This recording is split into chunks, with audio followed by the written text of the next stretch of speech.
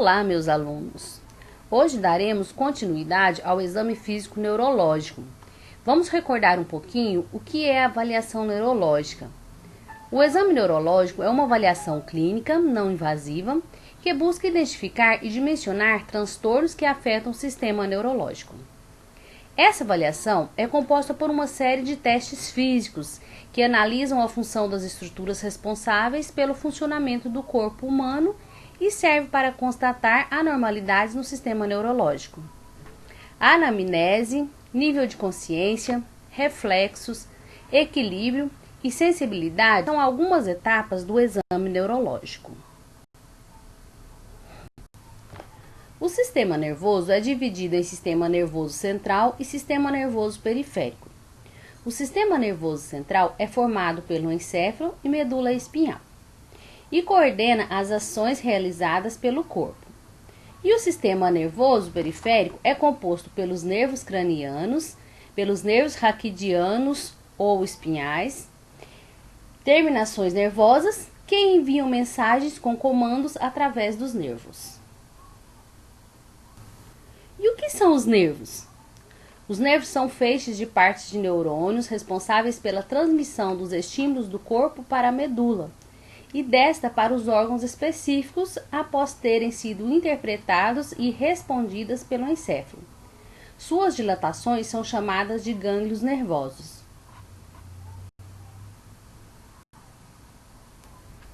Os nervos são classificados em nervos cranianos, que são 12 pares na cabeça, no crânio, e os nervos espinhais ou raquidianos, que são formados por 31 pares na coluna vertebral. E quais os tipos de nervos? Os nervos podem ser sensoriais aferentes, que são aqueles que contêm apenas fibras sensoriais, que captam os impulsos do receptor, do órgão receptor para o sistema nervoso central.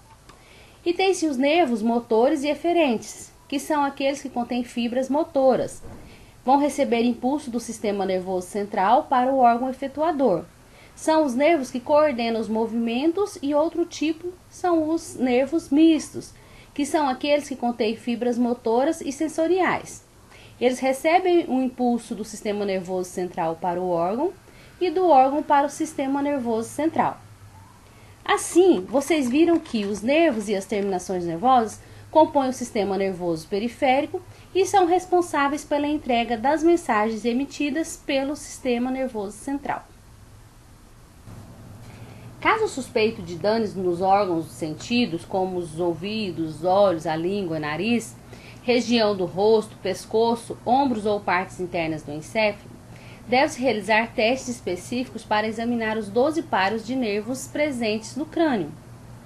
Um exemplo é o estudo do nervo facial, responsável pela movimentação dos músculos do rosto e sensibilidade gustativa, na maior parte da língua.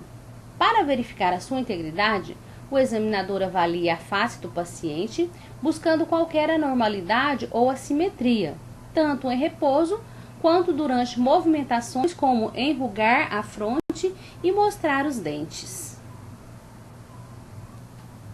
O nervo olfatório, que é o primeiro nervo, ele é um nervo tipo sensorial, é responsável pelo olfato. Representado por numerosos pequenos feixes nervosos, eles se originam na região olfatória de cada narina. Então a gente realiza o teste, né? Então essa técnica ela é feita com o paciente com os olhos fechados, enquanto o profissional fecha uma das narinas e coloca materiais com odores, né? Com cheiros fortes, podendo ser café, cravo da Índia, canela, dentre outros, analisando se o paciente reconhece o odor. Se fizermos de um lado da narina, o mesmo será feito na outra narina. A causa neurológica mais comum de anostomia, que é a perda do olfato, né, ou hipoanostomia, que é a diminuição do olfato, é o trauma de crânio. Quadro de anostomia pode ser um sintoma inicial de quadros degenerativos observados nos pacientes. O segundo nervo é o nervo óptico. Ele também é um nervo sensorial e é responsável pela visão. Para avaliar o campo visual, solicita-se ao paciente que cubra um dos olhos com o outro, observe atentamente o dedo mostrado ou um objeto, podendo também ser uma caneta, pelo profissional que está sendo movimentado por este profissional para frente do cliente, do paciente. O paciente deve informar enquanto estiver visualizando o dedo do examinador. Esse exame, a gente vai chamar ele de exame de provas de acuidade visual ou de campo visual. E também a gente pode utilizar essa tabelinha que vocês estão vendo aí, que é a tabela de Snellen. O terceiro nervo é o nervo oculomotor, que tem como tipo de nervo motor. Ele realiza movimentos externos dos olhos, contração, dilatação das pupilas e acomodação visual, permitindo focalizar objetos em diferentes distâncias. O quarto nervo é o troclear, que também é um nervo motor, que realiza movimentos oculares para baixo e para a lateral externa ou interna. O sexto nervo é o abducente, que também é um outro nervo motor, que realiza movimentos laterais dos globos oculares. Para avaliar a integridade, segura-se uma caneta entre 30 a 60 centímetros de distância do paciente, podendo ser também o dedo do examinador, e o instrui a olhar fixamente para a caneta. O examinador movimenta vagarosamente a caneta enquanto inspeciona os movimentos oculares do paciente. Uma figura mostra, como vocês podem ver aí, né, mostra a avaliação pupilar, que geralmente é realizada com um foco de luz lançado rapidamente na pupila. E a outra figura mostra as diferentes formas de estrabismo, que são o estrabismo convergente, estrabismo divergente e estrabismo vertical.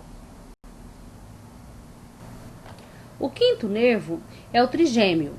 O trigêmeo é um nervo misto, formado por 3 ramos que inervam a face oftálmica, o maxilar e mandibular. A sensação facial. O paciente é orientado a fechar os olhos enquanto o examinador toca sua face com um pedaço de algodão em diferentes regiões. Pode ser frontal, mento e lateral. O paciente deve identificar o local tocado, comparando a sensibilidade em cada hemiface, ou seja, em cada lado da face.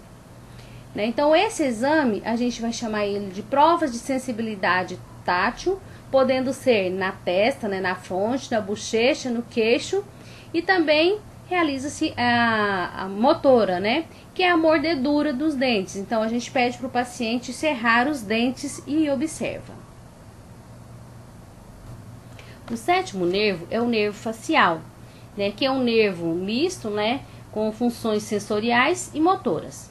Ele é responsável pelos movimentos da musculatura facial, pela secreção salivar e paladar da língua. E os testes, a gente realiza testes motores, que a gente faz a mímica da face. O sensitivo, que a gente verifica a sensibilidade gustativa nos 2/3 anteriores da língua. Que a gente vai fazer então, que a gente realiza os exames, as provas sensoriais facial, que é a mímica facial entre o sorrir, o fechar os olhos firmemente, levantar as sobrancelhas, mostrar os dentes e inflar as bochechas. E o teste sensorial, a gente verifica a capacidade gustativa. A expressão facial. O examinador, o enfermeiro, ele solicita ao paciente que realize expressões como sorrir, assobiar, franzir as sobrancelhas, enquanto inspeciona-se a simetria da face. E observa-se também se há desvio de rima, hemiparesia facial. No paladar. No paladar, o examinador pede ao paciente que estenda a língua e coloca sobre ela açúcar e sal separadamente. O paciente deve descrever os sabores diferentes. Avalie-se a capacidade de distinguir os sabores. A secreção salivar, o paciente é orientado a abrir a boca enquanto o examinador coloca algumas gotas de limão em sua língua para observar o aumento da secreção salivar. A paralisia facial periférica leva ao enfraquecimento facial homolateral, à lesão do sétimo nervo do parcraniano. A importância dos exercícios diários sequenciados na cartilha para os pacientes com a paralisia facial periférica resulta em uma melhora do tônus muscular, evidenciada pela presença de pregas e rugas faciais, consequentemente o retorno das expressões faciais. Então, este daí, pessoal, são exercícios da mímica facial, o que faz com que o paciente retorne mais fácil as suas expressões faciais. Então, orienta-se que o paciente faça em casa mesmo ele sozinho, né? Ou com algum acompanhante, com algum membro da família. Pede-se então para levantar as sobrancelhas, como vocês podem ver aí na figura 1. No 2, a protusão do lábio inferior, né? Fazer com que o lábio caia. Franzir as sobrancelhas.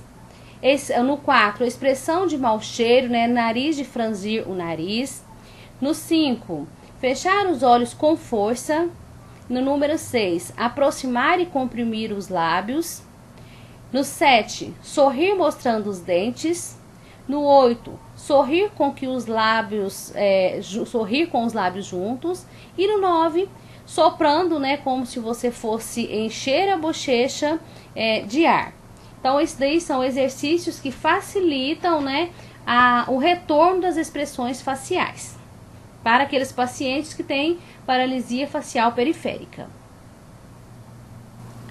O 8º nervo é o nervo vestíbulo coclear ou acústico, né, que ele é um nervo sensorial que avalia-se a audição durante uma conversa normal usando o teste do sussurro simples ou com um audiômetro. O 9º nervo é o nervo glossofaríngeo, que tem função sensorial e motora. Avalia-se a capacidade do paciente em distinguir os sabores entre o doce e o salgado. O 10º nervo é o nervo vago, que é um nervo com função motora e sensitiva. Inerva quase todos os órgãos abaixo do pescoço com inervação parasimpática. Peça ao paciente que abra a boca e ponha a língua para fora, que deve ser simétrica. Coloque o abaixador de língua e faça o paciente, peça para o paciente dizer A. Observe a uva e o palato mole. Avalia-se o componente sensorial, estimulando o reflexo do engasgo. O 11º nervo é um nervo acessório, que é um nervo essencialmente motor, que atua em funções relacionadas à deglutição e movimentos da cabeça e pescoço. O 12º nervo é o nervo hipogloso, é o último nervo craniano. Ele é exclusivamente motor. Ele emerge do crânio pelo canal do hipogloso e dirige-se aos músculos intrínsecos e extrínsecos da língua. É responsável pelos movimentos da língua. O examinador orienta o paciente a empurrar a ponta da língua contra a bochecha dos dois lados, enquanto o examinador, com o dedo indicador, provoca resistência contra a língua. Além dos nervos cranianos, o corpo humano possui nervos motores e sensitivos que são responsáveis pela coordenação e equilíbrio durante os movimentos. Nervos motores, então, são aqueles que levam impulsos do sistema nervoso central do cérebro até os músculos voluntários, resultando no movimento de braços e pernas, por exemplo. Já os nervos sensitivos, eles transportam ao encéfalo dados sobre sensações como dor, temperatura, vibração, forma e posições de objetos. Para testar a coordenação, é comum que se peça ao paciente para tocar um dedo com o indicador e em seguida o nariz. Ele pode repetir esse movimento várias vezes com os olhos abertos e fechados. Este teste chama-se teste ou prova de index-nariz. A posição e equilíbrio são avaliados por meio do teste de Humberg, no qual o paciente fica de pé, parado e com os pés juntos. Assim, observa se o paciente consegue manter o equilíbrio tanto com os olhos abertos quanto com os olhos fechados. Este teste já foi abordado na aula anterior. Após avaliar o equilíbrio e a coordenação, avalia-se a marcha do paciente, pedindo que ele caminhe em linha reta, com os olhos fechados, colocando um pé à frente do outro. Peça para o paciente realizar caminhadas apoiadas no calcanhar e na ponta dos pés, a fim de verificar a força dos músculos da panturrilha. Distúrbios na marcha podem indicar diversas doenças ou lesões. Atividades simples, como a capacidade de levantar-se da cama, da cadeira, para sentar-se sem o auxílio das mãos, é uma outra manobra útil na avaliação da coordenação do paciente. A força muscular pode ser avaliada solicitando ao paciente algumas atividades, como o aperto de mão, levantar os membros superiores e pedir para o paciente segurar, ou você faz uma força nos membros superiores do paciente para baixo e pede para ele exercer uma força contrária. Por exemplo, o paciente também deve manter os dedos bem afastados um do outro, enquanto o examinador tenta aproximá-los, comparando a resistência de cada uma das mãos. Quando um músculo apresenta fraqueza excessiva ou não consegue desempenhar movimentos de forma adequada, isso pode significar que há algo de errado com a região do cérebro, medula ou nervos que controlam esse músculo. A esse exame dá-se o nome de exame de motricidade, que são realizados testes para avaliar os movimentos espontâneos executados pelo organismo, pelo corpo. A motricidade voluntária, ela é medida pedindo que o paciente realize movimentos em várias partes do corpo, contra a resistência do examinador ou da gravidade, que a gente vai chamar também de teste de força. E tem também o teste com sensibilização, que é mantendo os membros na posição por alguns instantes.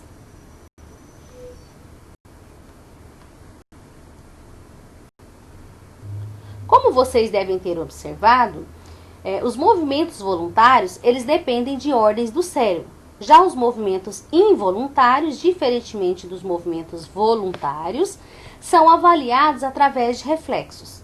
Sua resposta segue por nervos sensitivos até a medula espial, de onde são transmitidos a um nervo motor, que então manda um sinal para determinado músculo, desencadeando assim o reflexo. O reflexo mais conhecido é o reflexo patelar, que é aquele que o avaliador vai dar uma pancada leve no joelho do paciente com um martelo de borracha, e a reação esperada é que o músculo da coxa se contraia e a parte abaixo do joelho se mova, como se a pessoa estivesse chutando. Se a resposta for inadequada, pode ser sinal de algum problema dos nervos envolvidos.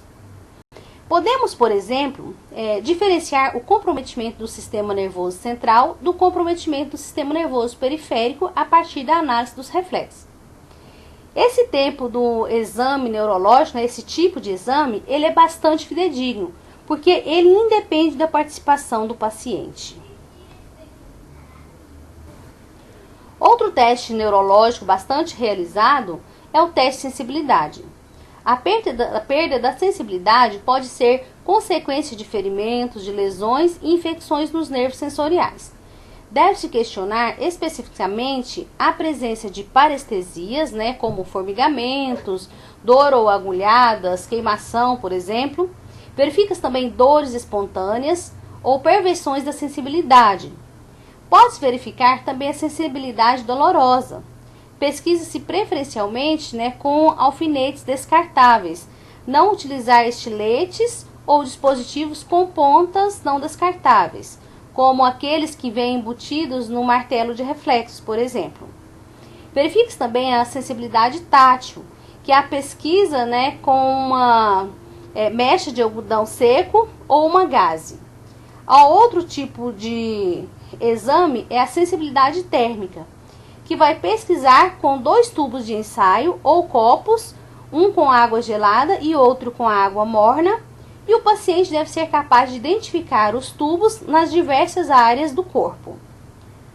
verificar a sensibilidade profunda, pedir para o paciente, de olhos fechados, reconhecer algum objeto que lhe é colocado em sua mão. Pode ser, por exemplo, uma chave, uma moeda. A capacidade de reconhecer objetos ou formas pelo tato depende, portanto, principalmente da sensibilidade profunda. E quando está comprometida, pode haver impossibilidade de reconhecer qualquer um desses objetos, que seja chave, seja moeda ou qualquer outro objeto familiar pelo tato. Como vocês viram, o exame físico neurológico ele é de extrema importância para o enfermeiro e demais profissionais da saúde. Porém, vocês também devem ter observado que ele é muito complexo. E, portanto, é necessário que vocês busquem aprimorar o conhecimento sobre o sistema nervoso, tanto periférico como central. Aqui está algumas das referências utilizadas para a composição desse material. E aqui uma mensagem para vocês. Ame os estudos. Neles está a parte do seu sucesso na vida. Boas notas dependem da aplicação e amor aos estudos. Crie o bom hábito da leitura. Isso enriquece sua personalidade. Desistir? Nunca. As dificuldades não devem enfraquecer suas esperanças. Autor desconhecido.